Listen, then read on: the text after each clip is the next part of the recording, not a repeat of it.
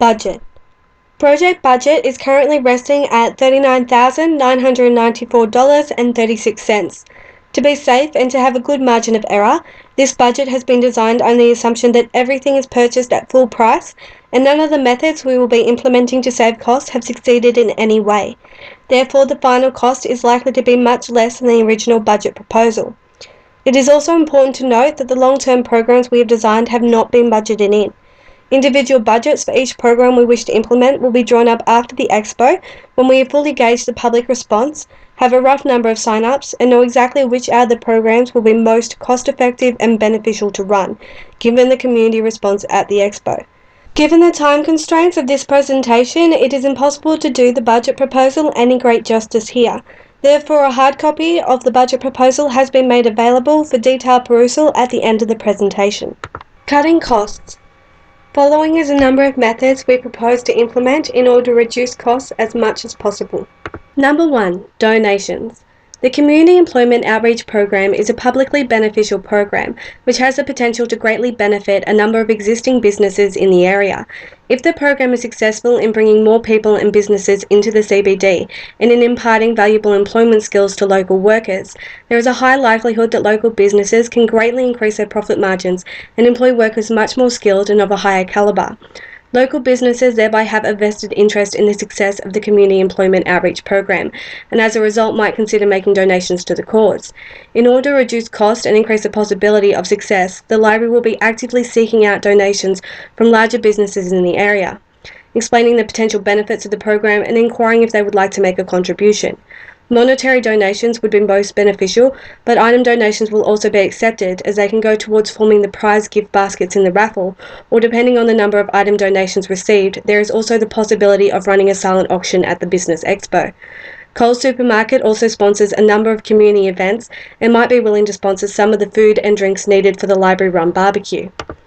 Number 2. Fundraising. A table or two will be set up in the primary shopping areas and in the library in order to raise extra funding, accepting small donations, selling raffle tickets and running the jelly bean count competition, winners of which will be announced at the Expo, while also providing opportunity to hand out flyers and brochures and sign people up for programs if they so desire. Number 3. PR.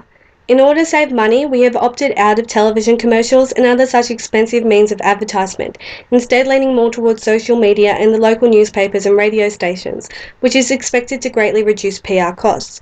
A series of promotional videos will be designed by the library to endorse the town itself, as well as others which will advertise the Business Expo and promote the business programs we hope to run.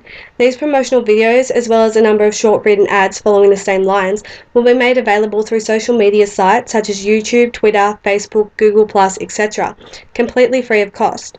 This form of advertisement will also have the added benefit of reaching a much wider audience, with the potential of garnering some outside interest. Promotions, flyers and brochures will be posted on the local bulletin boards, both in the CBD as well as on the online bulletin board, with little to no cost to the library. It is also our hope that the local newspapers and radio stations may be persuaded to advertise on the library's behalf, free of cost as a public interest piece. And lastly, word of mouth is a primary goal as one of the cheapest and easiest methods of advertisement. Number 4. Venue and stalls. Council property located just behind the library has been chosen as a venue for the Business Expo, which, council permission pending, should be completely free of charge and have easy access to and from the library, with free parking and public toilets available on site.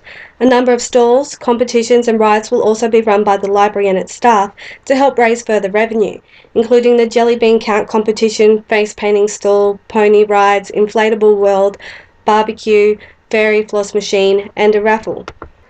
Number 5. Entertainment. Tamimar Public Library operates as part of the local community centre and has a strong relationship with the local public school.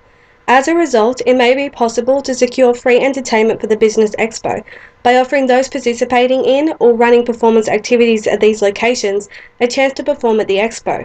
Such performances might include the school choir, a short school play, martial arts demonstrations or different dance demonstrations. This would provide us with free entertainment for the Expo, allow the community to get more involved, and give those running professional classes a valuable advertisement opportunity.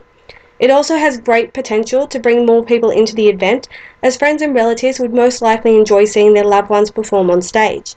PR strategies also have the possibility of appealing to both local and non-local buskers who might volunteer. Number 6. Working for the Dole. Work for the Dole is a recently employed Australian federal government program which requires that all individuals are to participate in some form of work in order to receive government-assisted payments, such as a New Start allowance. As a non-profit organisation, Tamima Public Library is eligible to become a Work for the Dole host. As a Work for the Dole host, Tamima Library has the opportunity to impart valuable employment skills to those in need, while also gaining a few extra set of hands to help out in this project. It is a mutually beneficial relationship which is likely to save the library considerable time and money. The library can hire a number of Work for the Dole participants, and they can be used to do a lot of the legwork in this project, including fundraising, advertising, for example handing out flyers and brochures and dropping them in mailboxes, helping run stalls at the expo, and even assisting in the initial setup of some of the programs we plan to run in the future. And lastly, when cutting costs, attempt to save money by making deals with vendors, especially those from whom we are purchasing a considerable amount of items, and try, where possible, to buy needed items when they are on special, rather than paying full price.